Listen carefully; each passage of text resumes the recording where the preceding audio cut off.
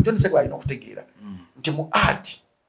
mulimu audience za njawulo. Daga asulanga asokudda ku TV n'agamba ebina Uganda abantu babiraba because audience tekola ki tebiraba si musango. Eno oba okoze research ku Douglas Douglas abantu abamumanyi ba abani abantu abamanyi oluzunguzungu abo abamanyi oluzunguzungu beeronda. John Segawa talina kunyigira Douglas alina okutegeera nti Douglas audience ye yeeyo. Douglas wanga according to structure ya program ye wakera kumatira ganda teri mu Uganda alaba ebina Uganda mutuufu mu program ye mu category ye ndi category ye kizibu nyo kusanga mu Uganda alaba ebina Uganda tanyigira bantu we tukyalina okukola nnyo kintu ka John Segawa batandika okukyusa emizannyo nga yitambula bwanga Lupita Nyonga yafuuka somebody naffe bana Uganda bazanyi ba film baso okufuuka somebody lwakubanga too selfish. Abana Uganda bangi nnyo abakitize mu film ez'amaanyi Last King of Scotland, Hotel Rwanda nenga bakubye bana Uganda bannaabwe ebikono. John Segawa ngata boogerako just omuntu kamba nti film z'ebina Uganda abantu baziraba is that ekyo kikwana molalo kwanti no olina okukola ennyo omuntu akwogereko. Kali ngenda babuuzaako mbebaza emirimu gye mukola ansubye nti buli omu mbeere kutambulidde bulungi nkwebaza buli atuninga media nosaako data kyokola kirungi nnyo okubanga otwekuumirako kukamera kubaako muzeeyi Masembe ow'ekirevu nange okubaweereza Duncan ate olunaku olwalombane puza leero obeerani leero mbeera Djjacob Omutuuze the most wanted mbana Djjacob Omutuuze the most wanted Tata Mesa ayogera ekintu nga bwe kiri yitayagala kumanya mwabali yona mujajinga kyemujajinze nenga yayogedde ekiri ku mutima gwe. Owe sonso okuddamu okuba naawe sasa nako kubeera no ku media obulamu butambula kulya ku kimere naye nakwagalako kintu kimu kyokka tokoli selfish edde nnyo kana katukanyumira ng'okalyako kano akakamera bane nali nkaagala okula oba kabenenu okukola kwetta era nkolo ndaba omuntu ng'akalekalo nangana omuntu naye noona tamanyi kikyayina nange nali nyumirwa akabenenu ako kawuuma naye nali nyumirwa nnyo kameketa naye sebo okulaba ng'oli omusajja mukulu bakulaba olwana eggumba naye kalungi bayira ate kalina nekirikazaamu mubiri kyekiriwo oba bulungi mukama nkuumye beni nabakunoonya beni anoonya alina kyaŋŋamba abantu kuba ku lediyo yaabwe kagibeerimu ye yasigalayo anti yali producer ng'akola mu production tekijja okuba ng'oli multi talented obana ogenda okubeera multi talented end up nga ekintu kyekiri miserable senfuma aliwo obuzibu bulwalo olamu obutambuzi bedi bulwalo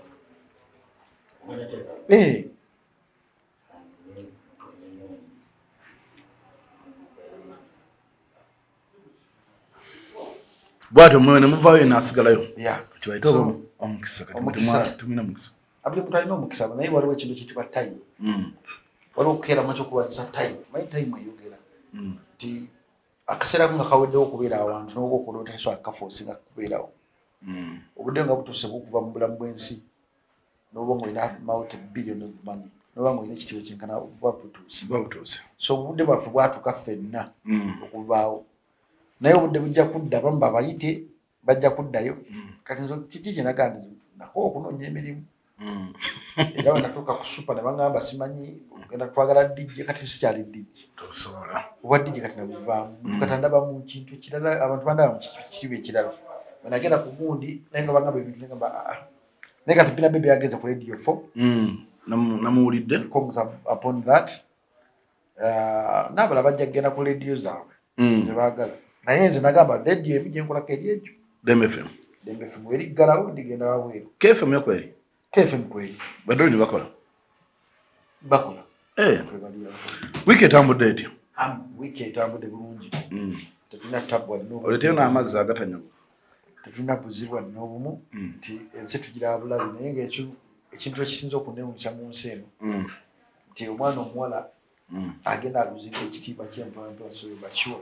banjala nnyo gamba abantu ensonga kyo bwava obutuluma ngaffe abasajja obuzibu buva ku baana bawala ddala kali abaana bawala balina ebisiraani mawaliwo ensonga ki Katonda yatonda sex ng'olina omuzannya mu kisenge ng'abantu tebakulaba tetulinga nga nkoko ate mulimu ku bintu Katonda bye yatonda nga byo toyina bitambuliza abwe nakuzina abaana bawala batambuze obwerere bwabwe nga yebaagala bannange nageze mu kirabu yewa bagita batya awo enajjeera awo naye muganda wange eyo nga baba tebambadde empale asitama nga waayagale nga Mukama Katonda sawadde munna gamba kyema twale ku kirabu eyo girabe nekusasa bwe tuva nogenda mu kubirabu kyema twaleyo keyo abaana bambala bubi bali tebabamuwadde n'akantu konna tebabamuwadde n'akantu wadde n'akamu kyokka gwe wagenza kudigida naye Djjacob sijja kuliwa bisiraani kakiveeko ntandika obulamu bwange obupya obulala ennaku zino waki Djjacob nga bw'okyogeddeko golooza lwaki abantu tebakyefiirayo omuntu obwerere abugaba nga agabajjambo because ensi ekyuka nankani ate ensi bwekyuka n'entegera y'abantu egenda ekyuka kati ensi yonna at large yafa mu kufa kw'ensi nekubaamu nti bweba ensi efudde kubaamu nti bintu binnya ebikyuka mu makyaki mubaamu temukyasobola kuwooya mwoyo muzikiti mubaamu temukyakwatidde waddamu nakuba so ensi wekyuka bintu binnya ddagala ebikyuka nga yo ensonga ki abaana bawala tebakyatya bwerere n'abo bakuza kubanga bagamba ennyonyi ento nkulu eyigiriza ento okubuuka ennyonyi nkulu ezigiriza ento okubuuka kati ennyonyi ento z'ennaku zo ziyingira okubeera bamaama nga zikyali nto kati mu kuyingira n'azala omwana asooka n'agenda okweyisa nga maama kasita omukazi agenda okweyisa nga maama ebiddiro byo bimanyi nti n'omwana gwagenda okuzaala ajja kuba talina nsa ate kasita omwana abula ensa ebintu ebikalu bitandika omumalamu atandika ekiseera n'abanga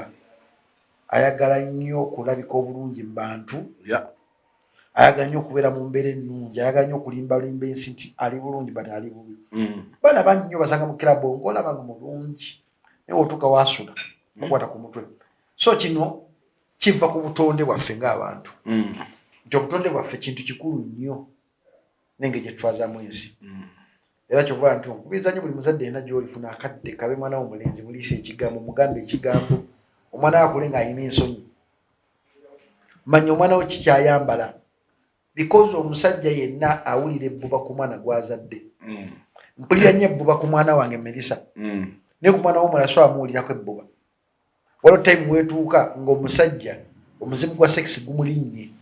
ate omuzimu gwa sex kasita gulinnye omusajja kiba kizibu okwekomako segera kyova mulimu abamu abakwata mulimu abamu abadda ku bisolo ne mubamu abamu abasigala okufa nga bakosa masturbation akasabuli kabayimirira gye bujja mu maaso eyo dankani abasajja ajja kutuuka esenga tebakyalina maanyi ga mu kisenge ngagalazeewa ku bigenda bigenda mu maaso okimanyi ku 100 osanga abasajja bamasturbating 8 okimanyi ekyo bw'obanga essaawa zino okukwata tiktok n'olaba obubwere bw'abakazi jjukira ffe abasajja Katonda tutegombesa maaso omusajja n'agenda muto yasobola okumasturbatinga dakiika 40 n'avaawo essaawa zino Uganda yayingiddemu n'ebintu ebyenjawulo ebiri mu America waliwo edduuka eritunda ebintu by'okwemazisa dolidozi bw'oyagala kiddole nga kiri kifaanana ng'obukyala bw'omukazi kya mitwalo 7 bakikuwa n'okitwala kifuuka mukazi wo kiyimba n'okuyimba kirinamu ne sound kirinamu ne chemical enaanuula bw'omala okutuuka ku ntikko okipangulula n'okyoza munda n'okizaawo n'enkya bw'otyo okitegeera kati Uganda bwetu ebintu biri mu America mu nsi z'abazungu biwerebbwe ebbeetu okuyingira mu Uganda zino nekimanyi nti ebintu byetu birina mu Uganda naye mpampita ayitaawo negwa ku dduuka ssebo ng'oli ssebo ali siriyasi byasasula n'omusolo kiddole kinamba binaweekati kirina obukyala buli awo okwatamu obulya agateekamu n'olugalo n'oteekamu omugalo ogera okulanga kirimu segera okwatamu n'okwatamu manja ganyinza okugezesa Nenga ne Djjacob ku ngeri gyenjagalamu ensi gye bayita ensi y'okwegatta nzira ntya ku ddole yenfunemu ki ku ddole kambuze onaye bagikyusiza style ekiddole osobola kibawo ekiti osobola kikyusa n'okola dog style oba osobola kikyusa n'okola mission yonna style gy'oyagala kisinziira ku ggwe entegeerayo kati awo Uganda weetuuse tetujja kutuuka ekiseera nga amaanyi mu basajja tegakyalimu ng'osaasobola nti abakazi bakyalina feeling ebibamanisa bingi edduuka eryo erimu lirina n'emitayimbwa gy'abasajja emitayimbwa gy'abasajja ng'omusajjakazi asobola okujja n'agula omutayimbwa gwe nga guno n'agutwala eka gulina amanda aguteekamu amanda negwenyoola n'atuuka ku ntikko kati bibiri mu Uganda kati oba Uganda etandise okuvaamu ensa n'ensonyi ng'ebyomu kisenge bitundibwa mu lwatu nga mu America kijja kutuuka ekiseera nti tuwemuke tugoma akafaanyi ng'ogenza ku shopping window shopping oba shopping n'ogwa mu dduuka lyo ng'olina ejjolamu lirina emitayimbwa gy'abasajja giriwo ekigirengejja kirina biddole either ekiddugavu oba oyagala kizungu awo tutuuse we tugenda naye ddala ng'ogyeko okwebuzaabuza kino Djjacob kiyinza okukola ng'omusajja kati ku lulwo oyinza okukola nti kiyinza kukola nga musajja naye mulimu abantu abamu dankati ferefere sex engeri gyotwalamu sex gyetwalamu mulimu omuntu omu nga atya nnyo okwebakako omusajja naye ng'asobola okwemazisa ng'omukazi kyova olaba bw'osanga omukazi n'omukazi nga baagalanye bamanyi okwetuusa ku ntiko baba beemanyi nnyo omukazi n'omukazi asobola okutuusa ku mukazi munne ku ntiko kuba bamanyi we balina obbakwata okitegeera bw'osanga omusajja atesitinzeko ku biddole ku bisiyaga kiba kizibu nnyo okutandika okubeera ng'omusajja kiba kizibu kyova olaba nti no mu bulamu bw'ensi ensi bweba ekyetagisa okukyuka bintu binnya ebikyuka ate bikyuka bitwaliramu ne generation ezijja mu maaso katulina okusooka okufunayo omukulembeze oyo asobola okubeera ng'alina emizi omukulembeze oyo asobola okuteeka ennono yaffe omukulembeze oyo atakkiriza Uganda etandika okubeera ng'egenda kufuuka kisekererwa omukulembeze oyo atakkiriza nti sex kyafuuse kyalukale omukulembeze oyo atalowooza nti no okufa kyafuuse kyalukale because tunatuuka ekiseera tutandika okufaanana South Africa ng'okufa kya bulijjo mugenda okujja maaso namanyi nti Djjacob ate feke nnyini waffe tutatya kukuba bisiraani olwo ebbaala emu otwala emotoka okujooza abakazi ne bajooza nga bali bwereere abakazi bajooza nga bali bwereere ngeri omukazi amanyi okuba amazzi n'asiiga emotoka n'abalaki kyova olaba naye eri abantu osanga abantu bakoze bajjudde akawungeezi bwe ziwera ssaawa 3-4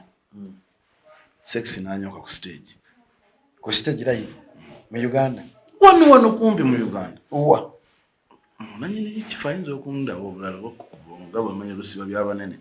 osegera Uganda we yatuuka awo naye gweoba ng'olina ekintu ky'amakulu gavumenti ekuziyiza okikola you understand naye bw'okubanga ogenda keeramu kyakola kintu kireetera munnayuganda kudda kusiriwala gavumenti tefaayo bw'obanga dikiteta tafa kukwata ku ntebe ye ng'afa nnyo kutakwata ku ntebe naye obanga okola ekintu ekitakwata ku ntebe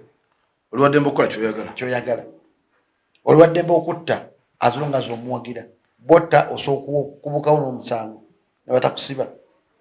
otegeera nti bantu bannyo bafa mu Uganda nga tomanyi afudde ki ani yamusse yafudde atya ensi yaffe gye tulimu kati ensi yaffe gye tulimu eri weird egenda efuuka weird sex takyaweebwa kitiibwa zentuka mukire ekifo n'empunga edda nga nkyali mwana muto olunaku lwa Sande mu bibanda bya firimu ku ssaawa 7:6 ez'ekiro ne waffe baateekagawo gundi z'abakulu room move naye nga ffe eraffe abakujjukujju twayitanga mu butule tulingizanga era gwasooka n'okulaba ekigambo ky'omukazi bwe kifaanana n'omusajja nga bakola sex naye essaawa zino bw'osanga amaka agamu osanga omumaka nga galimu lumu enweti omukazi alinamu abaana baaba ne bbaawe naye ekibawula kateni naye nga buli kiro bwese empiki abaana bawulira otegeera bakola sex nga abaana bawulira alinamu omwana alina emyaka 12, 16, 13, 18 nabira nga omubiri gwe gutandika omubanja abasajja ku myaka emito bagala okumanya ki kyovolaba bamaama basingo mother bali mu gete eyo bangi naye ng'ensobi ezivudde ku planninga y'amaka engeri gyakuliddemu kubiza nnyo abakazi ne mugaa nti obanga essaawa zino mukyeyiiya ng'obulamu bwamu busobola omwana omu gumira omwana omu tozaala mwana wakubiri nga temufukidde ku makya kufuna kyesenge ky'abaana ky'omwana asooka gw'ozadde mu musajja kirungi okuzaala naye kirungi okuzaala ng'olina kuki kubanga oba tosobola kupulaningira baana b'ozadde ne gavumenti eno yalina kyemalira tejja kupulaningira kubanga yo tayagala kumanya oba omwana we asomye oba tasomye gwe mukubi ojja okutegera nti gavumenti gyali ganda omuntu alakusomera ku gavumenti ejja kutegera nti gyeri naye mu kisenge gy'onoobeera ng'olina ebbanga muli bwerere tebeerayo. So you need to think beyond your relationship. You need to think beyond love yoyina bw'ogana okuthinkinga beyond your relationship you end up nga gwe kenyini ali miserable. Obanjye nkutwaleko mu kifo kiri asagala kunkuba bisiraani nandi kututeeko n'olingizayo nkimanyi kiri eno sayidi zeeno nateete nkimanyi nkimanyi ekyo ekifo tebakkirizayo simu kya muntu kyagamba nogo nanyini wakyo mumanyi Djjacob twaliwo naawe luli ne twogera ku pressure oluvannyuma ndowooza lw'abantu okubanga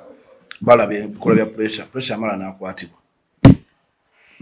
awe tuuse nti Djjacob abaana tebakyatya abantu bakulu nti omuntu ayimirira ku ssimu ye n'avuma Djjacob n'ovuma Museveni n'ovuma Bobi Wine n'ovuma Kabaka nga teweesise namu naye ng'olina n'abakyagamba nti kyokola kyekyo yongeza omuliro sinakuvuma kokka ku TikTok kuliko omukazi oba mubaninga era kyakubeerako saa 8 ez'ekiro nga yeggala bw'ati ng'akusomesa ebitundu by'omubiri gwe ebyekyama bifaanana ategere ku TikTok kuliko omusajja anaaba yeekuuta naye nga bigambo byakozesa naye nga kubako abantu bamulaba ku TikTok kuliko ba lesbian ku TikTok kuliko ba gay ate nga bali mu Uganda tebali mailo 8 bali mu central wano okitegera nti ng'ate waliwo ekitongole kya gavumenti kyeyirira ensimbi z'omuwi w'omusolo ekinoonyeza ku cybers ku bintu ebimenya amateeka ku social media ku mitimbagano gyekiri asemba okufuna sente nti nafuna $1.5 asemba okufuna sente ntini afuna zaki simanyi nanti kinga kingamba nti bw'obanga ebintu tebiri mu kukwata ku ntebe ya muzeeyi tebakufa naye ate Uganda ekigendo jjija kijja kuva neeyo kijja kuva mu Buseegu kive mu Buseegu kitandika okuyingira mu mitima ojja kwekanga muzeeyi akoze ageze but end of the day nti nno ndi musanyufu nnyo olwa pressure okukwatibwa si kirungi kwagaliza musajja munno mu kkomera naye mulimu omuntu akola ekinuuna ekisukka ng'asusiza nnyo nga yeefudde nti n'amanyi nnyo nga yeefudde nti n'ategeera nnyo nga yeefudde nti ye mukuwemula alimmo so nze ndi musanyufu era nsaba bonna bekikwatako tebakuba ku pressure yekka bantu banyi bali ku gundi olwo ku TikTok batunda nsi yaffe bubi bwogenda TikTok ye China abaana balina byamaguzi byatunda nze sanyuka nnyo omuntu gwe munayigona omusanga ng'ali ku TikTok atunda dduuka li lyengoye ngatto oyo mbamanyi ntuna kuki omugaso gwa TikTok agutegedde because TikTok yemu kwati wosobola okukozesa kyosobola okukozesa okutunda business yo at the end of the day nti gavumenti erina okukola ennyo sigamba ebbaninga TikTok erina okukola ennyo okukwasa amateeka n'omukono gw'ekyuma kubanga omukono gw'ekyuma guyamba ensogi ogiteeka mu straight line ekitegeeza nti bino bina pressure abavuma biti byonna balina okutandika bakasa ku gavumenti akatito ka gavumenti obuzibu bwa gavumenti si bwabusu abo obuzibu bwa gavumenti because TikTok ne Facebook bw'opositinga ekintu ekitajja mu myaka gy'abantu bagoberera ekiblockinga ne gavumenti erina ebintu byetalina kukera makya kukkiriza kugenda mu public wadde nga tebikwatagana ku kulaga bubi bwa Uganda nga byogerwa boogeza mutakira ku makina awemula bukana kwa awemula bwomuzi nga tafaayo Kabengo oli advisor president nga awemula bwomuzi bamujjako kwanga basoza office ya president abatajuwadde kitiibwa tusakira amachakunga manti no gwe bechakusasuza kuwemula tusakira macha osokera amachoko okunyonyola ensi nga towemudde kituufu nga tokutte katolina kya kisiru kyokoze bana no dene bogamba nti no oli muntu wanjawulo wacha ata oyinokera ku macha kubanga bulamu ina butambuza mu kuwemula ekitegeeza kati wanaona Djjacob government nyine ebisibyeko n'abantu okweyambula singa bakwatayo omuntu omuyambula government esibyeko ebintu bingi esibyeko abantu tuvuma esibyeko abantu tumanyira esibyeko ebintu bingi nnyo naye abiyambula tebakwata bayino bakwata naye nabo bayinza okukwatiramu wagabako ku bwereere ate mpazi ng'omukazi abutadde tulyawo nga busaalimba abanzise bayida batasenzenze kanze kabase ne muwala wange omanyi kintu kubanga omwana alabye obwerewe kitegeeza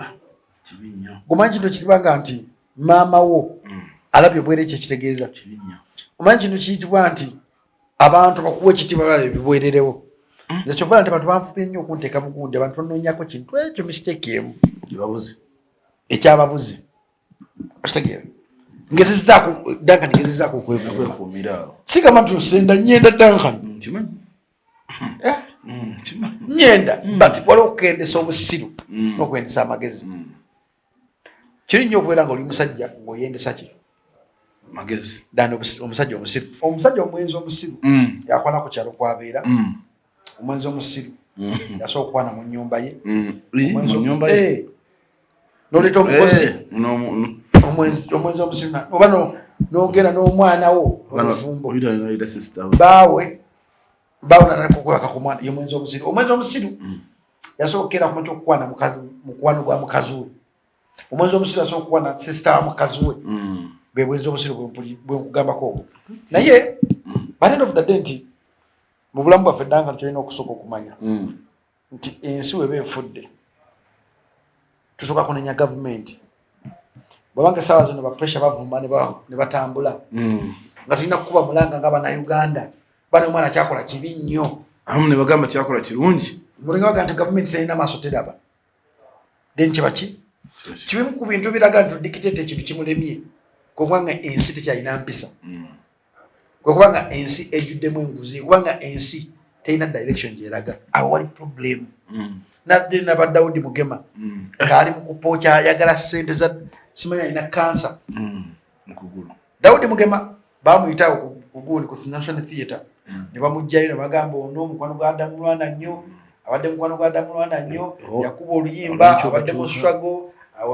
kubanga yo Daudi Mugema bedda wa struggle nnyo wankyukakyuka naye kyewuunyisa essaawa zino Daudi Mugema akaaba anoonya buyambi anoonya milioni 21 ozibyange entono naye nyingi zanoonya milioni 21 zikufunira omulimu e Canada notandika okukola milioni 21 zikufunira omulimu mu US notandika okukola ne wano zikutandikirawo milioni 21 wano zikukozesa akamotoka notandika okuvuga taxify milioni 21 zizimba ennyumba nojinya nojiyingira zaali mu kunoonyeza kikulaga ki omugenzi yali ava salimu wa sente eyafa naye ng'omugenzi yayimba toka kwa barabara ng'akuba gavumenti eriko essaawa zino omugenzi yafudde mukwano gw'ennya badde ayimba ennyimba eza struggle y'omu ku basajja b'owa stage n'ogimuleke n'agikubira n'oteekawo miyumula n'emulema kati essaawa zino Daudi Mugema yali ku TV anoonya buyambi yali ku malediyo yali ku mikutu gya social media anoonya buyambi kitegeera tulina abagaga mu opposition bangi nga milioni 21 muntu butono nnyo naye kati ogenda okutegeera nti mu Uganda ebintu bikambwe ogenda kutegeera nti Daudi Mugema yabadde kufiirwa kwa munne nga bannabyabufuzi boogera ebigambo enkya n'eggulo naye nga agakatonda naye ng'amanyi amazima nti bannabyabufuzi tebalina kye bakoze kuyamba ani Adamu Lwana gyayimba ennyimba za struggle kati katulabe firimu gyegenda okudda era ogenda kwegendereza nga Daudi Mugema agenze wasale musale watagenda wasale musale ajja kunoonya ewa Museveni watagenda wa Museveni ajja kunoonya abantu bonna abekukwenyiza ku gavumenti eriko afuna obuyambi wakitegeera naye ng'ate struggle agiyimbidde ennyimba struggle agibaddemu struggle emusibye struggle emukoze buli kimu Daudi Mugema oyo gwolaba era yagamba n'ebyo ebizibu yafuna mu struggle bamusiba bamulinyisa mu bbaafu yes bamulinyisa mu bbaafu omanyi mulimu abantu abamu abantu bapita nnyo mutiitiizi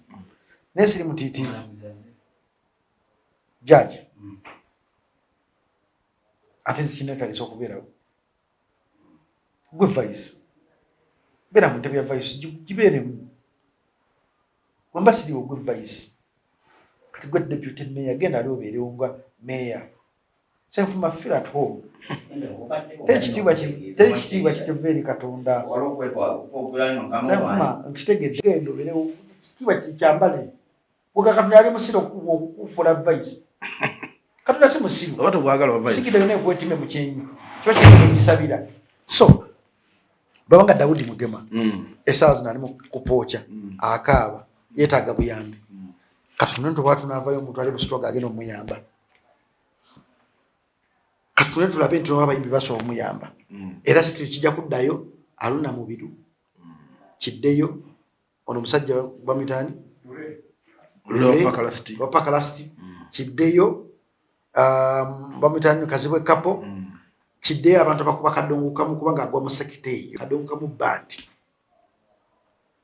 simanyi bala president baningina simanyi ba president bawuma simanyi abatula simanyi biki tibalina kye bagenda kukolawo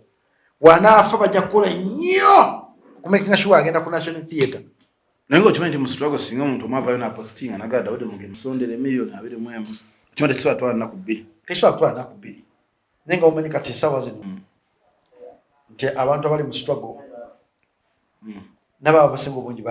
bagikyawa ku mutima balina essuubi lingi essuubi ligenda libakendeera naye ngamba buli muntu yena ali mu struggle nti tokkiriza essuubi lyo kukendeera wangwe awetagisa okuyambayamba wonna abantu owalabisa Nakyemalira mulabise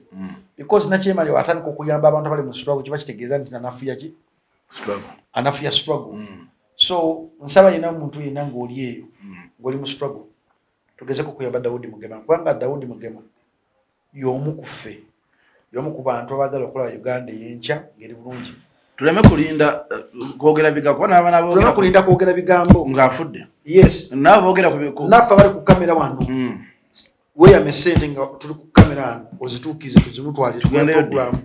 nze ngenda kweyama emitwalo 2 ndakalogera kweyama ssente meka 10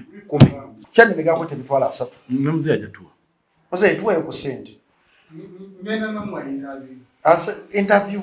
kyateeko ino muwa interview twagala ssente twagala ssente wadde oli musiraamu tubule kwali kukamera gatuwa ssente meka tuzitwale tukole program nga nange wendi tugenda gikola ne Djjacob 5 gy'emitwalo 35 wadde ntono naye naffe tuddeyo ki tutandikiraawo nawe obanga oli eyo mulina omutima omulungi tetukuforcinga omanyi okuyamba si kwakuforcinga ate okuyamba si kwakweraga kyova nti oli muzeeyi ali ku kamera musiraamu takkiriza kwatula ssente takkiriza kuyambanga ayamba mu lwatu batumukase lwampaka naye obanga oli eyo Daudi Mugema musajja abadde ng'atuba mu industry ya Uganda era y'omu ku basajja bemmanyi abadde mu struggle namaddala si struggle y'ebigambo si struggle y'okwekweka basibye Daudi Mugema era obulwadde bumuviiriddeko birina okubeera waati bwava ku lunaku lwamuteeka ne bamunyika mu bintu so nkusaba negataako tuyambe Daudi Mugema konna k'osobola ndowooza tunakya Daudi Mugema n'abaana obudde ntugenda ffe tujja gendayo tujja zimutwalyakolo nga tukyalidde because manyi ensi yali eno nekadankani saganya okuyamba nga nkozesa kamera but waliwo ekintu ekiyitibwa okuyigiriza omuntu okubeererawo omuntu munne Duncan enkya nsookera mata n'okubeera n'obulwadde bwe mba nsiza ensiga embi ndikungula ensiga embi mu bulwadde obwo Duncan te ekintu kisinga kunyuma ku nsi ya Mukama kuno kubanga olina omutima oguyamba omutima oguyamba n'empeera yaagwo tegwawo n'abaana bo balya ku mpeera gy'okoze so tugateko tuyambe Daudi Mugema because Daudi Mugema muna Uganda ate go omanyi nti Uganda yaffe nnyo ekikuzuula nti twagira gavumenti eriko aya basi owulira embaga ane eddwaliro oyinza okusanga bye bamanyi biki bye bamukola because abasajja abasobola okukeera amanyira bakutwala mu safe house ne bakutembaga nti ogenda kwagala emyaka egyo wejjigwa kuwate ng'ofa nati omusajja ono w'emakindi gwe bateeka transfer batule mu mutwe Kyanjo yali yankyukakyuka naye yafa mu bulumi obw'ekitalo yafa nga bamukozi we bati kyabanza politics wano muzannyira mu magezi sagala keera mutya kubanga eyisa muleka waawo kambere mu sitogo n'esitogo nzasooka okwebereramu ebyaddala siga nti ndi mutiitiiza kwanga manyi nze maama nze taata kwanga manyi nti wenvaawo merisi nsi ejja mmulya era manyi wenvaawo abantu abandyako bajja kubeera ne problem kati ze sitogo yange y'amagezi oyinza okulaba video yange gajja saagala Bobi Wine naye mwagala ate saagala Museveni naye ati Museveni simulinako ttabu nti ttabu yange weeri manyi ti Katonda amutadde waawo era manyi Katonda agenda mujjawo wadde ffe Bannayuganda twagala nnyo tutye nga Katonda tasazeewo oba mu mala gaweerere Katonda akyayagala omusajja oyo obuli byaddala Duncan nze simwagala ng'omuntu naye Katonda ayagala Museveni because nagamba Duncan bw'ogenda mu Bayibuli otunula Bayibuli mulimu abantu bangi nnyo abakola Katonda ebintu by'ekisiru Moses yanyooma Katonda Moses we yanyooma Katonda nga togera kutuuka mu nsi ensuubize Moses nagamba nja kutuukayo yafiira mu kkubo naye nga Moses gwe yakozesa n'amuggyako ebitiibwa bye byonna byonna ko yakolya mu lubiri yakula ng'omulangira byonna n'amukwasa obuvunaanyizibwa obw'okukyusa ensi ye ey'okutwala abantu be mu nsi okumanyi n'abantu bali batumbaavu n'abantu bajja mu bawanguse balaba ebyamagero Katonda bye yakola balaba ebyamagero Katonda bye yakolera ng'ayita mu Moses naye baatuuka ekiseera ng'enjala ebaluma ne bagamba watujja eri kati twali tubonaabona naye twali tujja emmere nga tumbula mu bulungi otulese muno tufiire muno kisajja gwe Moses oli kisajja kyambwa nnyo oli kibi nnyo nnyo nnyo Moses naddayo wakanoga owai wampa abantu tuwaba kyakulya namuga Moses nze nanyini buli kimu n'abawa emmere tebamatira twagala amazzi n'abawa amazzi awo Moses yafuna obuzibu awo yanyooma Katonda nagunda olwazi emirundi gy'atamugamba naga Moses gwe kirako olinamu amalala Uma Katonda atumya abakulembeze nagantu omukulembeze ono ajja kubeeramu n'amalala ajja kubeeramu n'amalala kanindeko mu obukulembeze asooka ayiga akule abantu bali banwanyize naye nga tebamanyi waki Katonda yansandika wano naye nakamala okulayira naye mba abantu 6 kwaliko abazibe 2 kwaliko omwana eyalina ekinakano wano eyalina nga ayisiza wano kwaliko omukazi yalina ebizimba abantu abo 6 nga Katonda yabasetinga nti bwendibeera wano zaali bayamba you understand nti essaawa zino twetwagala Museveni ffenna batinye abamwagala naye muganda nga Katonda ono gwolaba yakyaba Museveni omukka anti yalina switch Katonda ono gwolaba yakutte Museveni omufuula ekyo kyali yamutaddeko n'entiisa because oba tokyalina ntiisa manya feve beekugiddwako kasa abantu batandika okuvumaavuma manya feve tandika egenda ekendera gyoli kiri eri gokkeeramu kyokwekola ki okudda eri Katonda mpola mpola kyova muganda musajja oyo towooza nti ali yekka Katonda amutaddewo for reason mulimu abantu abalina okufa bave mu nsi bakawanakola Uganda ye gyayagala ye mu mutima Katonda gyawulira mu mutima gyategeera gyayagala mu mutima ate ng'ayinza okukozesa omuntu oyo okuggyako ababi munsi baveewo kubanga buli kwesimbawo okubeerawo mu Uganda waliwo abantu abafa waliwo abantu abasigalawo kati obeera omusiru ojja kugendamu abakolaki bw'onoobeera omugezi ojja kubeerawo emirembe gyonna ogirabe olinde paka Katonda nakuwa ekyo kyoyayanira okufuna si mu kufuna nga nyingidde mu ndowooza yokufosinga kiwagire Katonda ajja tuwa obukulembeze mu mirembe so ebashuwa mu ddakiika ezo katikitiki baba muwulire embootu bazivuga ayinza okulindako nomubika newamala okwetereza munda niwava mubika kujukulaita Uganda Museveni abaddeko ne fever nti okukwata abantu abasoba mu milioni 45 obategeerere obacontrolling avuddewo ati pa polisi amagye gajja kusooka gawambe polisi yekyange abantu babujjo bekyange tubeere mu munange ezo Uganda edde emabega emyaka 10 oba emyaka 2 emabega ebenga Libya okitegeera era Katonda okukuuma Museveni oyo akyalina kyataasa Uganda nenga tusaba dikiteta yagende atuwemu dikiteta atuwemu obuli bwamu nabo veemu obuli alina buvaamu ente bagiveemu bumwe obuli ajja buvaamu ensonga za gravity wazirudde nazirabye wazirabye ensonga za gravity olimba balubani teteyafuna kukusa tosakira macha kukwata tekiringa omuntu okukwata content ono namuteeka ku YouTube channel ye endala ngati YouTube channel erina copyright Bobi Wine talina muzibu lwekyo bwogera n'omusaba oluyimba asodukuwa yange mulo yamusaba n'aluddamu ayintale yalusaba n'aluddamu kikomando bantu bannyo basabye ennyimba za Bobi Wine ne baziddamu tabalina ku buzibu lwaki gravity because gravity ye muntu alowooza nti Uganda ekyalinga ku luli obasiba bawulira baagala copyright nebbo onyini tebawa copyright tebawa respect content w'abantu w'Abannayuganda bayimbi bannaabwe bo kennyini bali selfish mu mitima bo kennyini tebaagaliza bayimbi balala kuyitawo bo kennyini bakuba enkokola bayimbi bannaabwe kuyitawo you understand ate buto banenya nti engeri gye bayise emikono gy'abayimbi abalina emitima emibi bebabafuula ekyo kiki kye bali nze sijja kunenya gravity nenya emikulu gye yayitamu okutuuka ekyo kyali because gye yayita kyekyamufuula gravity n'ogwolabawo kati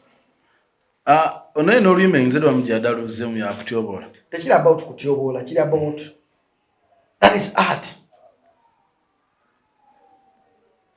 gravity si politician gravity muyimbi ate gravity ali controversial ekimufudde kikyali kubeera controversial the same thing Bobi Wine kyakozesanga the same thing Kamino kyakozesanga the same thing Bebe Cool kyakozesanga kubanga ennyonyi enkulu yayigiriza kiti bwobanga ennyonyi enkulu yayigiriza ente okubuuka gravity yali asoma nga Bobi Wine ayimba ng'abawulira beekuba nani ne Bebe Cool wali akutta amuyise simanyi kataala okitegeera kati ebyo byonna biri musical kyokkola ntiro Bebe Cool yanyigira nnyo Bobi Wine okweta mukazi weki kataala naye nga kikyali musical kwali kuyimba nti battle olutalo lwa lyrics olutalo lw'ebigambo mu nnyimba wobito olina okubeera kakuzeeko emabega Tupac Shakur bano Notorious B.I.G mu kamera baali balaga nti tebeematira off the camera baali boogerezeganya kitegeera ti mu bulamu bw'ensi endongo eyawukana mu bulamu business endala nti endongo ekikitambuza propaganda mukulu nnyo mu bulamu bw'ensi kitegeera yamani kwegamba gravity akabi akajanja oba yennyini saawa zino tetuliko kyeyetaaga ekyokubanga nagamba esente zigenda okujja gavita alimuko owandiisa ku ssente zino byakola bya ssente alina okumaliriza kalinaye alina njuguliramu ebintu ebipya kati manya ku ssente zigenda okujja tewunyanya gavita okufuna milioni 2 oba 3 nakwatako 10 namalize mu nyumba ye nakwatako 10 nagula ebintu by'omu nyumba obulamu ne butereera gwa muvuma oyinza okuba nga esaawa zino oli mu kiyumba oli mu nsi yonna byonna gyoyagala okubeeramu but ya ali mu kukola kwewandiisa ku sere because Uganda noweri tukize tugande Duncan omugezi akola ki yakifunamu omusirisulu akola ki ngobongota omusirisulu alinda nnyo abantu bamutegeerere omusirisulu alinda nnyo enkyukakyuka ejje naye nga alina opportunity yemu ne gravity gy'alina lwakuba gravity ye opportunity ye agisiza muki mu ndongo buli muntu yenna osobola okufuna ssente okusobola okunoga ssente mu Uganda n'ekibuzo kiri nti ozinoza otya wali firimu bwebanga ogende makya nogenda mu studio n'okuba olimba lwa Bobi Wine nga talukuwadde lukusa n'olukwata n'oluteeka ku YouTube channel nga ku YouTube channel kuliko oluyimba lulina elements ezimu nga lwokoze nga takuwadde lukusa kubanga nange Juliana mukwano gwange nali nkozesa nnyo bedi ye eya woman mu video zange eza YouTube nankubanga strike nga kyali wange nankubanga strike era weyasabye okunkubira yaddemu okuba esimu yange kuliko ebigambo ebyogerwa naye nga bimukayimba ke nagamba waki oyangu yokunkwata mbadde nkyagala kuwulya bigambo emukama twala eri nawankuba strike neki wankuba strike mu video nagamba nangola nange bankuba strike nyekenyinanyiri luyimba nanti kati kuba tuwandisizayo channels ezirina kutambulirayo oluyimba for promotion balujjayo yada yagala okuwuliza ebigambo ebiri byoyogera benjogera kyokali yakuba strike kati kuba ku simu gwegikubi kuba ku simu abantu basobola okukitegeera tebajja tukuba strike kuba simu tebajja tukuba strike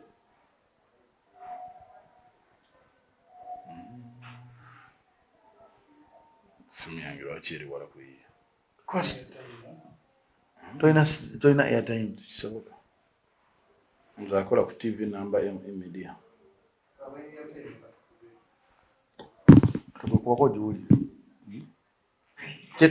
teeka kugundi voice note yawe loud simu yongatevu eri tuwagikaireza eddoboozi yongeza eddoboozi ngaokuba to copy this collection for 700 shillings per month. Kama. Tere kiruma kuchya mukama. Ngokwagala omuntu. Na yita kwagala.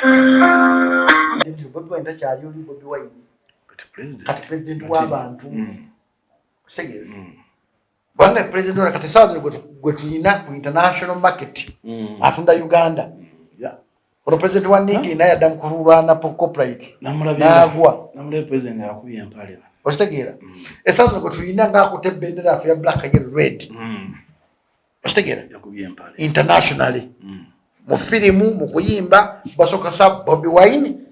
ne baloka bajuka ewali Kyagulanyi Sentamu kati omuntu nga takyali mu kategori ye yakiri kiwalolowooza kiwalokozesa okunafuya okumanyiira olina omwegendereza kubanga entalo ezimu si yazirwana entalo ezimu zisookera mu kyokulwanibwa abantu bamwagala ku mutima nezikulumba paka ku stage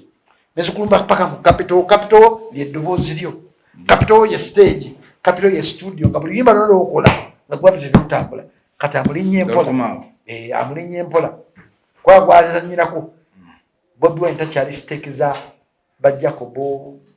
buno simanyi president ba federation simanyi president ba uma mulalamu kati Bobi Wine mulalamu kati mulalamu stake zali nya tasobola stake zali nya zike n'okulinnyo ino kumakinga sure ntino naawe onywedde bw'otanywera more fire bogena gwekiko ogenda kwokya gwenda ku nsonga za John Segawa John Segawa ali yagamba Douglas Savaya na bali balina gwe bakyaziza n'agamba nti ebina Uganda babirabirawo John Segawa ntimuyisa bubi era twagenda okumukolako interview nga mukamba muzibu n'agamba gwe omuntu abeera ku TV ovaita n'obuuza ekintu ng'ekyo nga kuliko n'abalabi kitegeeza oba onafuya film industry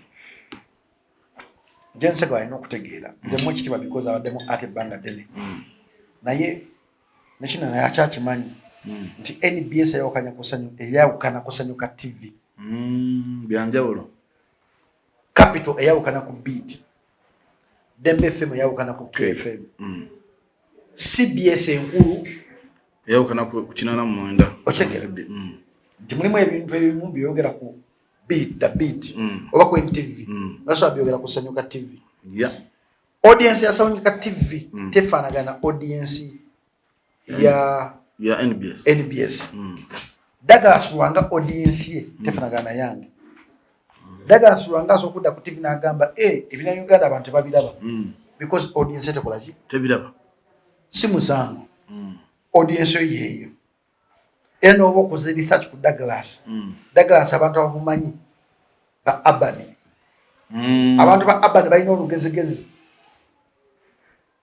ostegera abantu abamanyi oluzunguzungu abo abamanyi oluzunguzungu beronda njaga nyo gena mu gundi za kololeyo because teri muntu amanyi iri mbaraza bakumanyi sebo sebo twali ku gundi kukati okoluli nga bakumanyi katokate sibala ya wansi enti yewo sibala ya wansi kanu gundi njo kutwalamu ngo muntu ali kubibi oli ali kubibi nga tebafaayo okujonga DJ ne MC bakumanyi okitegera Douglas nga ye waliwo webamanyi nga yite bamumanyi soka okitegera nga Douglas waliwo wabeera w'amaanyi nga tebamumanyi kati John Segawa na waliwo otuuka ate nga oli w'amaanyi nga Douglas si w'amaanyi Douglas John Segawa alina okutegeera nti mu art mulimu audience za njawulo naye akimanyi nti oba directing omuzannyo alina omuzannyo gwa directing gwa muntu wa wansi wamannaki wansa omuntu ajja kugenda ku Pride Theatre wali oba ku National Theatre bawukana bagita Fun Factory bakola comedy ne comedy waabwe wanjawulo kwa comedy store kwa Maulana Drain n'abalala osekera naye nga basavinga mu Uganda mulimu mu Uganda wano atamanyi na kamiliyoni nga tamanyi kamiliyoni mulimu mu Uganda wano nga tamanyi na Juliana Kanyamozi yes mulimu mu Uganda wano nga tamanyi President Museveni nkubulira mulimu mu Uganda wano nga tamanyi Bobi Wine mulimu mu Uganda wano nga kafuna mugulu ni kabaka mwenda mutebita mumanyi ninga ali musi gibaita Uganda tuwakana nja kukulya sente sijja kuwakana nja kutwala eggulu tukwate kifaananyi ky'omuntu era muzenja gatufunye omuntu agenda mu field omuntu oyo agenda abuuza ebifaananyi by'abantu vabale ku street ono mumanyi bamuyitaani ojja okutegeera nti mulimu abantu abamu betamanyi naye nga basita nga bakabi nga tubatiisa amaanyi sikiri bakabi ng'oli abeeyo n'avimba naye nga abantu bamumanyi tebamumanyi yes muzenzi njagala tutandika ku program eno giteeka mu sectors ez'enjawulo ogende mu owine eyo wansi omiitinga abantu olage ebipande ono mumanyi okwate bapresenta bonna abali mu Uganda ng'ebipande biri ku pakalast awo printing mugende mukoleko research ku channel eno munonye bapresenta ono mumanyi ojja okutanga nti abantu abasinga gye babamanyi ate obutakumanya si musango n'obutuufu nga tomanyi si musango kati Douglas Lwanga according ku structure ya program ye wakera kumakira gandi teri mu Uganda alaba ebina Uganda mutuufu mu program ye mu category ye ndi category ye kizibu nnyo okusanga mu Uganda alaba ebina Uganda bakatandika obyagala kati because of Pearl Magic okimanyi Ebonies n'abakayimbira ddwa marketers ani asinga amaanyi lwaki Ebonies kati Ebonies yaba Vicky banakawunde ba Dr. Bosa y'amaanyi nnyo kyova ne ku Pearl Magic emizannyo gye bali bagitunda nga sente bagigula sente nnyo giddamu gizaako nti John Segawa talina kunyigira Douglas alina okutegeera nti Douglas audience ye yeeyo Douglas waliwo wano n'ebintu nga tabimanyi mbomugamba kyali wange oyo bamwita gundi mubongeko namubongako si because tayagala because tamumanyi mubamu omuntu nga Douglas ali mu entertainment banga ddene nenga tamita nkodagala sikuwa no one what oseke nange tamita nkuwa no one oseke nenga ali mu industry wa amani nenga tamita nkodagala so kati nze nchirugata okiraba nenze Douglas namumanyi okuva Katogo namumanyi kakyali producer mumanyidde ebintu bingi nnyo kati bayoga statements okutegeera ndi gyatambulira life ye obulamu bwe bwanjawulo mukazi we yali akola mu governor eyo nze mu governor akajingira emirundi egyo byagembeerawo amutwale ku Friday waliyo emirundi egyo waliyo Afrigo band mu governor twala ku Friday emirundi esatu ginakeera ku machokola ki okuyingira mu governor nenga mbadde mwita banga ddene siganto saagala niwegenda bugenzo kumunya baga Djjacob yitawo because I'm known nenga siriki wajikubanga nenga siriki najikubanga ngate we mpita buli nnaku babyali kumpi babirira so John Segawa tanyigira Douglas tanyigira bantu we batukyalina okukola nnyo kiri kintu ka John Segawa batandika okukyusa emizannyo nga bayitambula batandika okukeera mu kyokulaga abantu bagenda Segawa talina kunyigira Douglas wazira John Segawa nga pioneer nga icon wa webina Uganda alina okumakinga sure that grabbing us shoulders making sure until the films in Uganda zituka ku mutindo gwaki gwensi bwaba Lupita Nyonga yasomera mu Uganda ngesazo Lupita Nyonga y'omu ku bakazi abakyasinze okusasula sente nnyingi mu firimu nga yava Kenya n'agenda mu Hollywood. We can also do it. Lupita Nyonga bamukuba ebikono wano nga n'okubeera mu video baali tebamwagala okitegeera naye sazo Lupita Nyonga abeera mu firimu ez'amaanyi kubanga Lupita Nyonga yafuuka somebody naffe Bannayuganda abazanyi ba firimu basobola okufuuka somebody lwakubanga tuli selfish tulina Bannayuganda bangi nnyo abakitinze mu firimu ez'amaanyi Laskin of Scotland Hotel Rwanda naye nga bakubye Bannayuganda bannaabwe ebikono John Segawa nga taboogerako abamanyi Abannayuganda bali muno abalina zi connection nga tebagala Munnayuganda mulafuna connection ezo taboogerako just omuntu kama firimu z'Abannayuganda abantu tebaziraba is that ekyo kikwana mulalo gwangi no olina okukola ennyo omuntu akwogereko ne John Segawa amanyi waliwo Abannayuganda muno ate mu firimu ez'amaanyi naye nga balina omutima omubi nga ku bikono kuba tudde kale naawe omumanyi yaliko mukoowo namuwaani wakwatyako otya bayinza okugoba ku leedi nga namuwaani naye tugende ku kirala ekyo kimazi mukoddomi wange obanga yeyakuwa aliwa manya Wai abantu bavaayo luli ne bavuma Mariaki olw'okuvaayo n'agamba tengetenge simanyi awakatwe simanyi mukazi we n'aza n'amuzaalira akaakaana akalekayo muleeba naye baali mu comedy store abantu bagamba nti lwaki Mariaki yayisizaamu tengetenge amaaso kwali kumuyisa mu maaso oba baali mu comedy akyuse otuna comedy wa Uganda ne comedy what the difference between stand-up comedy and comedy? Ebintu ebyanjawulo. Mr. Bean ne nani muntu kyakola comedy? Waliwo ono Kevin Hart. Bonna ba comedian. Bali ba comedian mu banjawulo. Mr. Bean comedian mulala ne Kevin Hart comedian mulala. Mr. Bean abatayogera. Mr. Bean abatayogera. Ne yayogera. Ne comedian osegera mu Uganda muno ekizibu kyaffe kiri kimu kyokka nti twatandise okufuuka ensi za America ekitrending nga kye tulina okwogerako ekitrending nga kye tulina okulipira kufuna amaanyi ekitrending nga kye tulina okuteekako TV abantu balabe tetukyalina nnono gye tutambulirako ng'abantu kati ojja kusanga abakomedian abasinga obungi bagenda mu kukola show zaabwe nga tebalina script za show zaabwe ze bagenda okukola ng'atuuka butuusi n'atandikira awo n'asooka wemula abantu abali awo bazza omulaba watunya muserebu nga mwali n'abuukira ku serebu n'amukola watyo oba nzisira abakomedi because ebikolo byenkoze bingi bajja kutwala mu comedy store bwerere tugende tuleke tukiri ntwala wali yange yo wadde why nani ze bwankolako komedi nja kuvaayo nkuba omuntu oluyi ebyaddala tujja kugenda ku lwokusatu olujja no problem naye just njagala okugamba kino Duncan komedi yakyuka aye nekira omuntu gweta tengetenge alinganga ono olaba ono muwala yali mu musiteroko Angela Angela musiteroko ngayimba bami nga tebikola laba mu covid kana najja tweetera app ya TikTok omukazi wonna anakootekayo content we nga mukyale eyo content kati yomu ku bakazi abasinga okugobererwa ku TikTok. Angela essaawa zino asobola okusonda millions 10 kuki ku TikTok ye. Angela ne GoFund eyamba okutwala amazzi ne bamusondera sente ku GoFund atwala amazzi eyo mu byalo Uganda jet amazzi gatatuuka. You understand? Kane saza kakati ne tengetenge nalabine bamukolede GoFund. GoFund yesimu yange eriwa. Nenda kusimu yange eyawo. Watan Clark. Bamukolede GoFund kuliko $1,500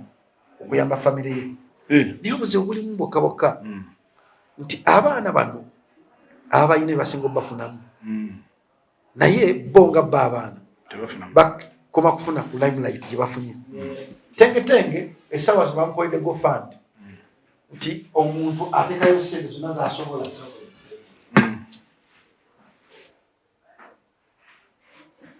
Maze n'ofuna enamba ya lawyer mulamuzi siroya ye mulamuzi ng'omulamuzi musanyufu omulamuzi sibanga ndi serebu osobola okuleka omulamuzi wange agende bw'atyo tosobola olidde nga mulimi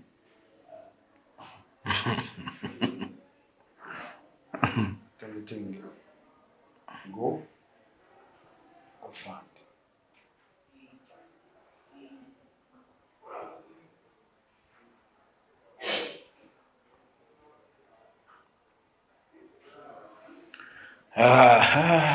Mbali jakulaga Tengetenge GoFund ya ewozeza sente meka bonna abagezi bamwetoolodde bamuliko bali mukozesa kufuna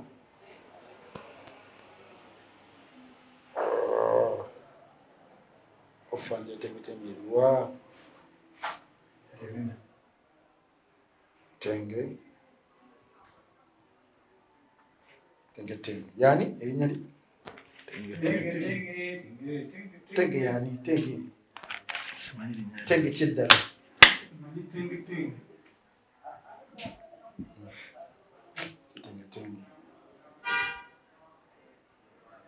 Tengetenge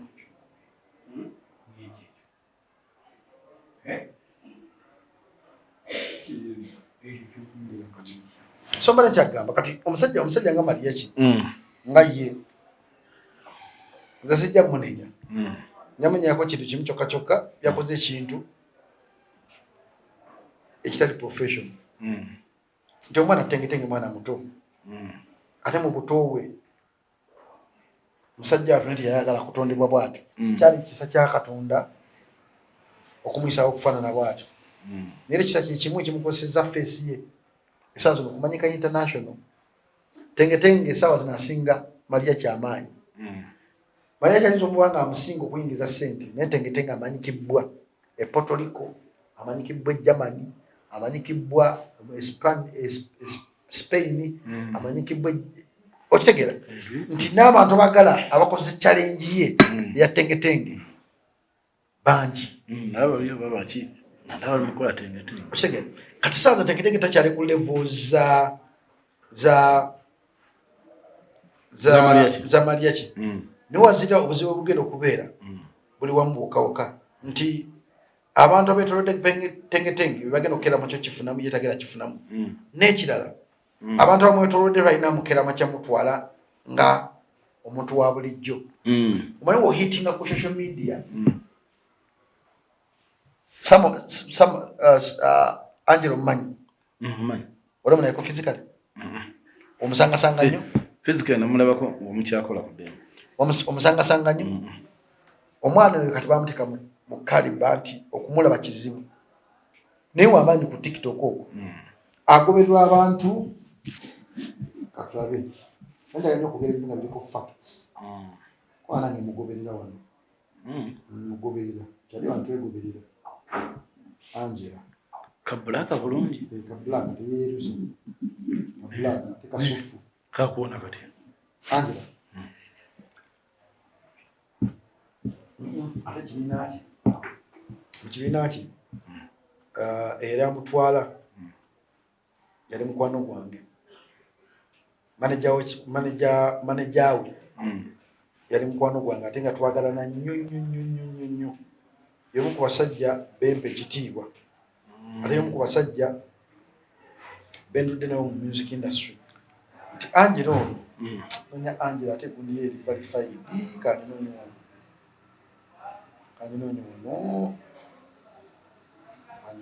katinunda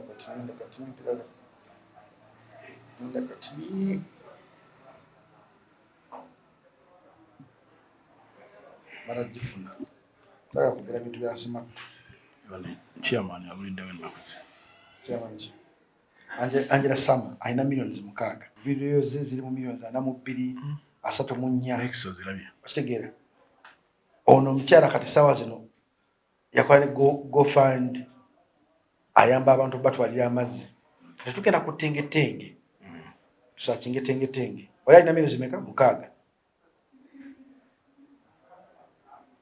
tenge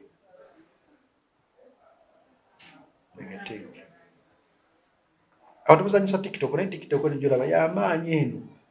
bamitalango ana mili so wajiraba milioni 10 milioni 3 but this is not official one tusokwa ngekom eri tenge eriwa tenge tekubanga yenu agobera milioni 4 videos ziri mu milioni 2 milioni 2.7 milioni okitegera nti katika kola ebintu bingi nnyo kana kavubuka esawa zino kakola wala kagala milioni 5 z'abantu bakagoberera tenge ono asinga mayira ki okulabibwa ku TikTok tenge si comedian tenge ye mwana amanyi okukola bino babita batya bala bantu basanyusa nga bakosa emiriro bakosa biki babita batya bakolobatic kyabo tenge ono esazo nyakutte naye bendera yina sawazi yakola go fund ya rango kubuli sene mekezi ziriko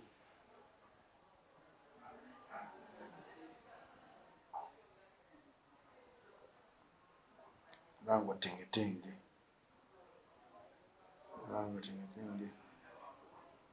problem ya maya yashi kwongera ebintu ebitajja myaka gye problem ya maya yashi kwekaliza ku mwana omuto ali innocent yakayiga nogenda ku stage problem ya maya yashi kwagala okukozesa fame y'omwana nayo gishiningirako banene of the day mu art ebinawe bibeerawo mu art wala ba competitor wo okula nti naawe munafuya goito banene of the day omwana muto ndio mwana omuto mwenge ejo inzokera macho kukwatamu ate kinako kiriwo nti yayogedde nga naye waali yabadde ku stage ekyo kacho kumwana kwetunira mu face what nalaba nga kyali sisuye nti naye akyagala neja siyalabira katuna nga mutonze bwatu ane maliya ki mubaamu ebintu ebimu nga ajja kyogera ngo otunulidde mwana oyo tenge naye nga kiri kuba na Uganda bangi abalina abaana baabwe bali bwe bati mulimba single mothers bebasubya abaana ng'omwana mulema n'ekiba kimukwata ku point gy'oyogedde mubaamu bataata omukazi gwe yadduka n'amuleka waawo n'amulekera omwana nga mulema n'ekiba kimukwata so statement simple ufu eyo statement ekwata ku buli muntu yenna era nze bakuba malya ki nga weyetondera abasiraamu nawe bano bantu tenge bamunyumirizaamu ese mu comment store nga abantu bamukubyako ebifaananyi naye malya ki nga tebamukuba bifaananyi so ebintu bya Katonda bizibu gonyoma leero gwawa goyisama maaso lwa leero yajja okutaasa olunaku lwenja kyova nze kubizanya abantu tonyoma muntu omuntu mu ango ena jjajje nze na police emu bonzala wankuzalawa bondaga nti no oli freestyle mbera freestyle bondaga nti toina buzibu sibakoma ebizibu wonjono ndaga nti no gwe oina amalala naye kulaga nti nze nanyinigo ndolako butozi ninga kuweka ninga makanga jeyo sigajjayo bondaga nti osobola okuvuma nange manyi okuvuma n'okuwumula nsobola okuwumula wakati n'ekyokufiirwa nina n'ekintu kyenkwatibwako ensonyi ng'omuntu jamani nze sirabanga kintu kyannaku mu bulamu bwange nakubidde Melissa ne mugamba Melissa Prince Nicola omumanyi agamba waayi ka video nkalabye Melissa ne mugamba Melissa byonna bikole Melissa bikole byonna bikole naye naye nkusaba sirabako bwerere bwo byonna bikole ne Melissa tukolanga ekintu ekinsoza kubanga ensi erinze kulaba kiki ogenda okubeera ensi erinze kulaba mistakes zange nkwegayidde Melissa nange wenekera amatira ngamba nkoze mistake eno kanze njikunyonyole tukolanga kintu kyekinagamba ddadi naye emyaka 6 onasooka okukwata essimu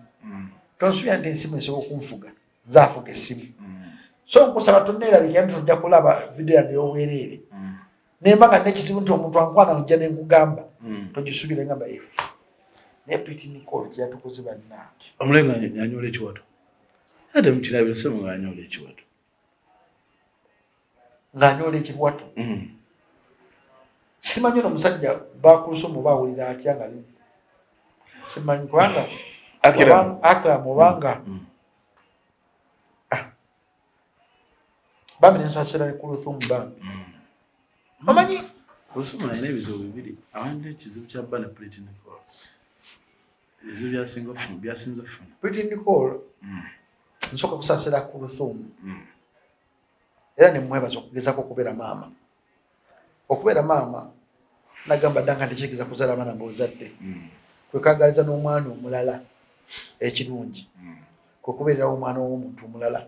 kwekolera kwekusomesa omwana w'omuntu omulala gotalinaako kasaayi kyekiyitibwa maama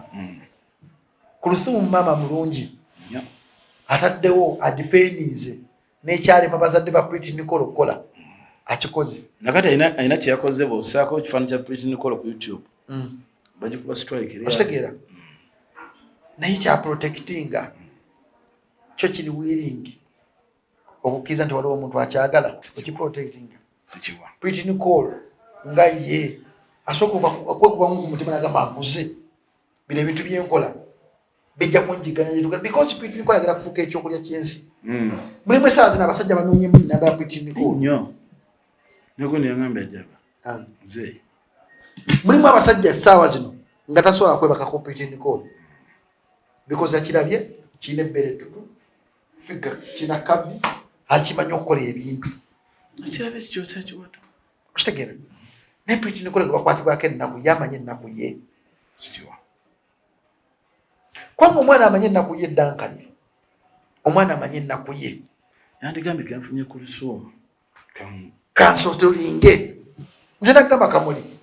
Kamuli yakabanga gansiga akuddamu kuweerera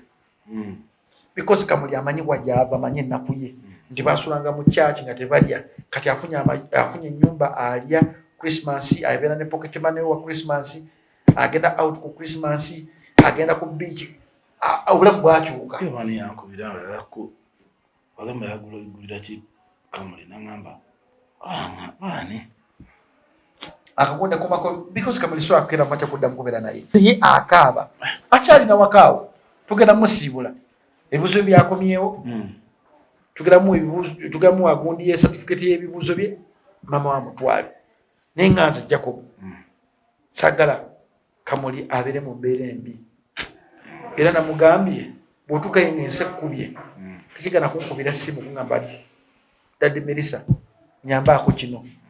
bwoba tolina sente za pad tekigana kukola ki kunkubira because pad ezisobola kunnema kugula naye okuweerera wali problem otegera kati saazo njaga kufokasinga nnyo ku mwana wange kubanga omwana wange akuze ebyetaago bingi alina omulimu gubadde gubaweerera abaana gwavuddewo kati obulamu bwange enfuna yange yakendedde ng'omuntu so bwentunya Pretty Nicole byakola omukazi afuba nnyo okulaba nti namutaasa naye gubataasa tayagala kutaasibwa Dankani bw'otuuka ng'omuntu omuyagala mutaasa naye nga alaga tayagala kutaasibwa tomutaasanga omuleka because empewo zino ziraba buli muntu alina ku nsi kuno alina empewo ze nze dda we nabeeranga ewaka eggaya zaawo ku 6 wabangawo ekintu ekinfuusi nga nzibe nga nziba mama okubba okwasembayo ne bankwata ku mukazi ne banteeka wa mu kasenta ne bankuba kibooko ngoma kye bakozesa jegere n'omuntu eyankubanga esaazi bamuyita nkeera abeera ku mukazi kati yafuuka kansala ninze ndi meeya you understand nzigalyakaawo oli kansala nze ndi meeya yali local defense by then kati siyafuuka kansala w'ekyalo ekyo naye kati nze ndi meeya okitegeera olunaku lwo maama yagamba Jacob tebagenda kuttira wano watekuba ddayo ewataatawo ntuuka ewataata nagamba gwe sikyakusobola ddayo wa maamawo nengamba bano abantu bano abeera mu masaŋŋanziro kambeesonyiwe mbeere mu bulamu bwange nenfuuka street kid bwentyo naye okubeera street kid gye nava okufuuka kino kyendi mulimu omuntu gw'otaasa nga Katonda alina olugero lwe yamutegekera ng'omutaasa nga Katonda alina olugero lwe mulimu omuntu gw'otaasa nga mulema naye Katonda alina ensonga ki gye mutonda okubeera mulema nga bamuwa amagulu ng'ajja kuba wabulabe ennyo eri obutonde bw'ensi ng'alina omulekera mu mbeera bw'etyo kati Piti Nokolo mulimu muneebuza ekibuuzo kyange yekwatibwako ennaku n'agamba ndi kaana kambaata mbonyeebonye nnyo nfunye omuntu annyamba nfunye omuntu asobola okukeera mu makyo n'akaaba ku wange nfunye omuntu asobola okwerekereza ansomese Piti Nokolo kantuuze obukazi wansi omwana okutandika sekisi nga muto kyabulabe Piti Nokolo emyaka gye mito omubiri gwe muto endowooza yento kyova olaba osobola omukozesa ensobi zonna naye okeera ku makya okutumya abantu abasinga okwonoona abaana be bantu ababasemberedde okumpi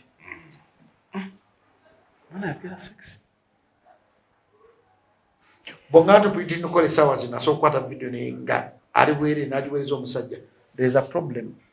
nti otaasa ekintu ekitaagala kutaasika oyirawo omuntu oyirawo ekintu omubiri ekitayagala kweyirawo omubiri because Piti Nokolo batayagala kwewulira ku nsonyi nagamba eno vidiyo gyenkwata singa egenda mikolo gy'omuntu gwe bayita Kulthum kindekawa n'atunula dda mu maaso ga Kulthum nzirayo mu mbeera gye mbaddemu you understand gyenvudde yonna nga ntrendinga abantu bakwatibwako ennaku omwana bamukuba abantu abandowooleza ki because okera makiro okuboyinga vairo obulamu bwo butandika okubeera bw'abantu abantu batandika okukutunuulira nzora ebintu byentuukako nagamba Jacob oli otya tubadde wano nga nze manyi omulamuzi tasobola kummanya naye omulamuzi agambye okitegeera abetumanyi nti oli wano atimanyi ndi wa wano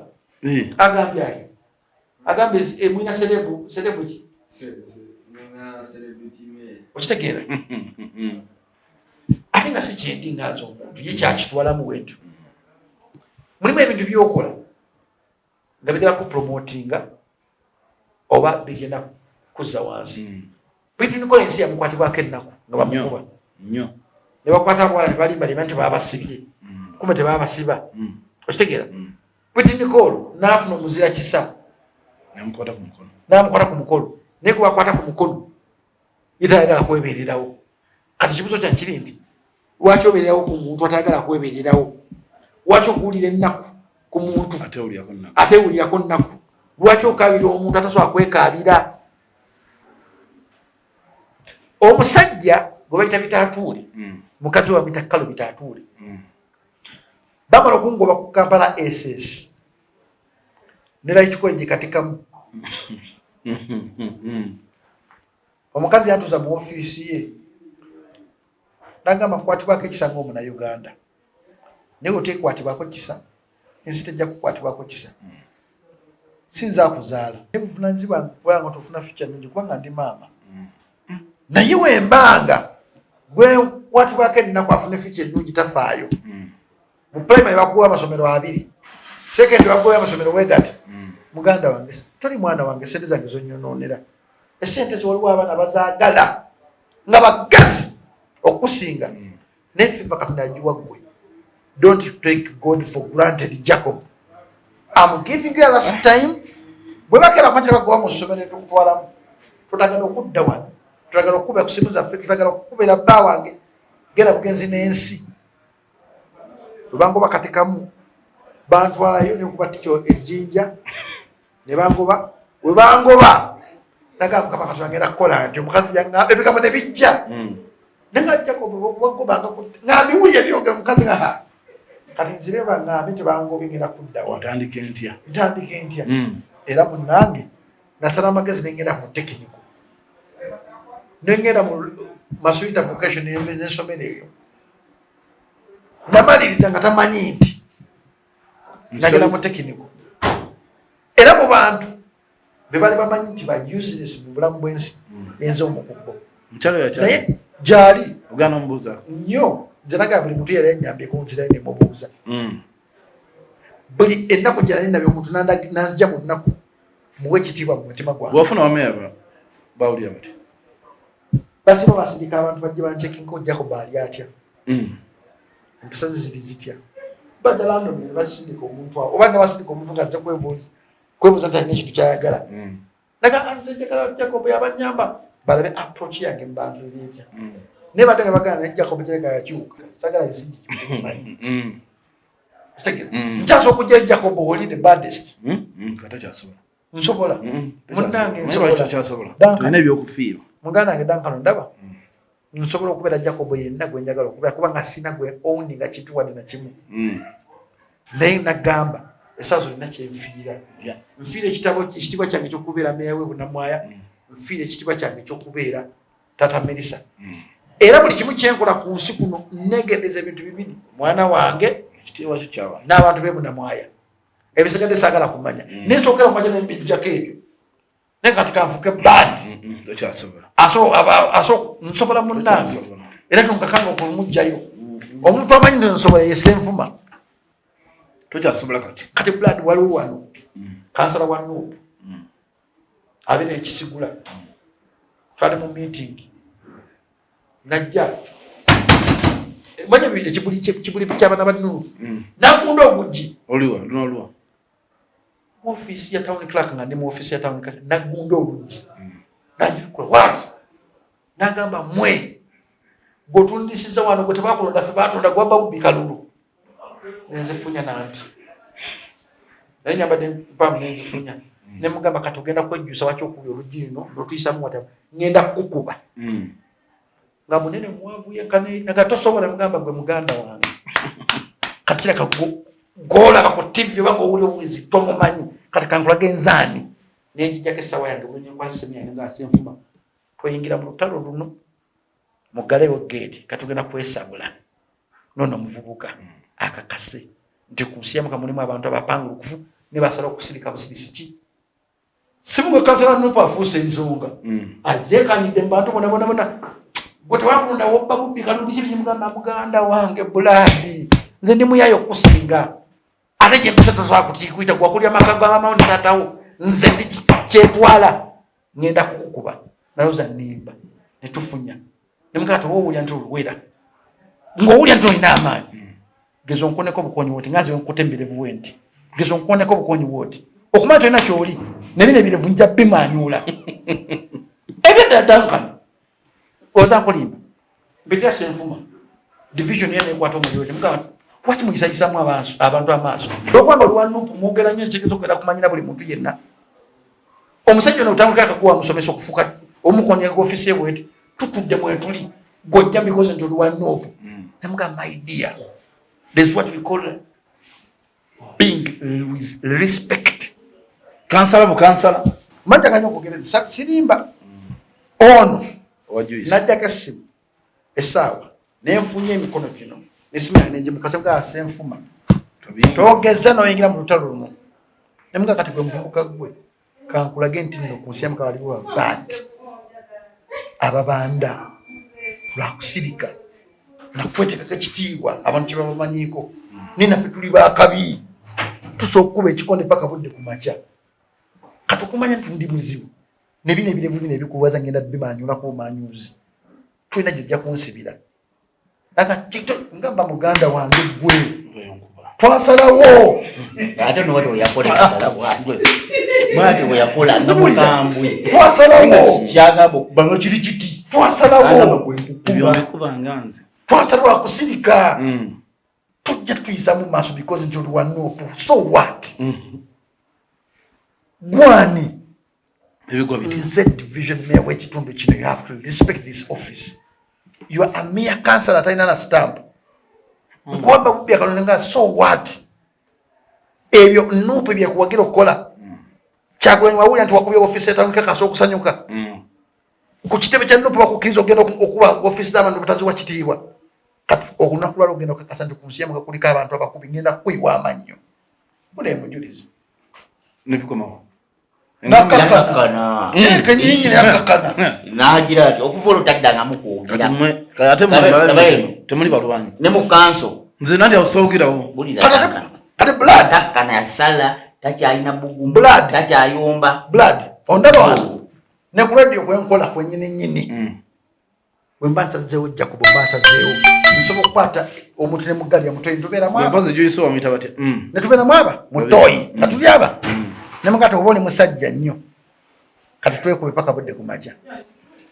at times mulimu ebintu ebimu birina okukeera ku makya okulaga abantu daka ntuli babaaya naye omuntu wakugwa ku vidiyo yo ng'oli mukakkama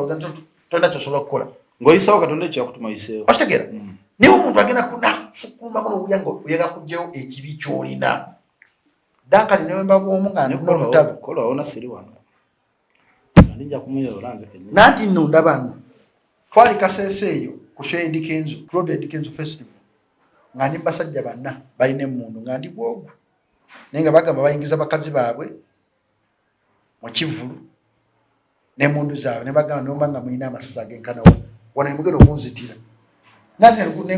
nakuba koogu abasigadde bazikoki naye mugamba temulina gwe newe munzitira wano nawe mufa daka mba nekyayi naye waliwo okera amatiro ganti kaneekwatibweko ekisa kaneekwatibweko ennaku eyo mbiteekaawo mbireke Bobi Wine mukulu wa bikonde mwana wato ennyo akuba ebikonde Bobi Wine womugwako muzirangizaawo akuba because is a professional boxer nebyo naye abiteekawo nagamba kanefule fala gravity avuma ani avuma buli asanze nasikanaga nti fala naye Bobi Wine mubaaya nga yavuddeko nti naavuddeko nze omuntu ekegwe nali ndabyeko eyayimirako mu Bobi Wine wat 1-on-1 yali Jingo Show mumanyi yali akedde ku makya kuyimirako wati kati wembakulaku siyo yekaeka oyo senfuma nalinako awantu nga ngamba abantu mwana mukendeza muziki wammwe bali bakolaki bali banywa malwa mukendeza muziki mumudekane njala kwebaka nebiga ate ogenda kukola kimbagamba kale mama tagenda mulaba dduka soka ebigambo alimedde nafumba amazzi agokya nenga bayiira unakubulire yayingira mu nyuma yayita pako muyimuke mufe wano mwina mugende nga bawoza nenga bayiira netambula negenda gwemba nekyayi nekyawo bulungi ate obusungu bwange mbumanyi nti obusungu bwange bubi kanekontrolinga nnyo omuntu obutanyiiza soba asigenda akawutu mbeera nyina omuntu amumanyi ate sagala muntu kunjerega nga sijerega oliwaddemu okunjega nga nsaga naawe naye mbasisaaga naawe tondirako bugege takyali Djjacob mabega agenda ddirira okubeera omukulembeze kirigenze 40% ate kati ngeri gyasambale ku mupiira kati alinaga abiri nagagatta kati ali 70% obusungu bwe ngemukukakkana maluli tabeera mu bantu Djjacob oluva ku mulimu bwati ng'adda mu nnyumba wadda ng'adda kiro ne kati dda kuzimula ng'agezaako kubeera nti agenda mu public mulimu ebintu byenkola binewuunya nze manyina okutambula ne baleko defense ekiro ne ngamba Djjacob natuuka ddi wano okubeera falawet nogenda okuzika nze Djjacob ngene mulumbe mbere mulumbe ntule wendi twali wadamu bana mulimu ebintu byenewuunya anyway tubagaza okubeera obulungi naye Pretty Nicole kyana kunyo Pretty Nicole tamanyi nnaku ye nebaza nnyo ku sumu ena gy'oli maama genda mu maaso ng'oyamba omwana omu takuleetera okuba nti no otikka obukyayi bw'oyina kyosobolamu bwe kyosobola kyotasobola kireke twesiba ku mwana atasobola kwekuulirako nnaku twesiba ku mwana atamanyi wajja alaga omwana nga ogezeza kuyiwawo omubiri nga takyuka omulekanga wagulupu y'abakazi yandisewo abasiraamu bayita obufumbo obusiraamu obufumbo obusiraamu ojonteekeko mu gulupu y'obufumbo obusiraamu alhamdulillah abaana basomye bayize obakwata abaami bayize obakwata omusabo babali bekyawa nga babamenyamenyedde ebintu amazzi amazzi alhamdulillah naye ekikulu mu byonna kati ennaku zino kye tupromotinga promoting Abani Juice Uganda. Abani Juice Uganda, ekyamazima kajuice kaffi. Kajuice kaffu bokanywako. Ngatuko kutwadde omukolo. Allah. Bali abaana basomye baddeyo ne basoma juice ne babigula juice. Juice gwe tukola tutimba bulungi tukola bulungi emikolo. Era so dankani n'okutimba tutimba bulungi tulinawo tutimba. Kyangu bo tuwadde omulimu. Okay. Akwagala basanga. Abagala tusangazana. Right now office weziri nenga tusangibwa zana esimu yange nzikenya osolo okundaba obogwe kenyini danka n'okubira n'ongamba nti bannaye waliwo abakwagala tukuwa kajuice ne tukolera bulijjo omukolo gonna ne gugwa bulungi. Mmanyi ndakola ka sexy nga njagala nkolereka kajuice. Tubikola. Kasabanga ugenda tusasula fe tuli bakozi basi. Omuntu seba musana guno seba ayinza okuba yali akasexy. Nanga tukole ekiruma kya juice. Nga bagenda kinywera. Djjacob wakando mala okuzikira. Abalina birthday party, abalina mikolo jonna esimu yange eri 0700 nkaaga mwemu ana mubiri. Treasure wali. Wala kwa kusente. Sisobola kuba nkokola kubanga goli muganda wange ndanga lituvudde wala. Omusajja ono mulabidde banga nga tuli babiri. Etusula ku buli biwobu etutambula ko yona nantwala ku banyina be bonna kudde bafumbirwa bafuna sente. Sisobola kuba nkokola dankani. Oli muganda wange nkwagaliza.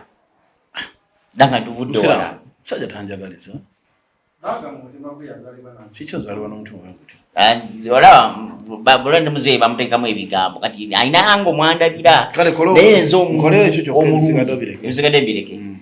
Chiwedde. Ne muzeyi ajja kulabira Chiwedde. Amanyi nti omutima omulungi. Chiwedde. Ogenda bikola. Amen. Mukama kuwa mukisa. Bane kamba sibuli wano nakolwa badde wano ku division yebo ndamwayo omukulu akinziwe Djjacob Djjacob Omutuuze gwembya na buli lwakuna netuba nkunyumya mukombozi okubanga ebintu tubita nyampola mpola. Pretty Nicole manya nakuyo manya nti woli bana banja abetako kubeerawo naye tebafuna mukisogo. Naye gwe oba ogufunye ayita okukutte bulungi. Kwata bulungi omukisogo. Ntujja gunoonya atogulako. Mbagaliza birungi byerera. Kumata 10 na mpera mbere bulungi.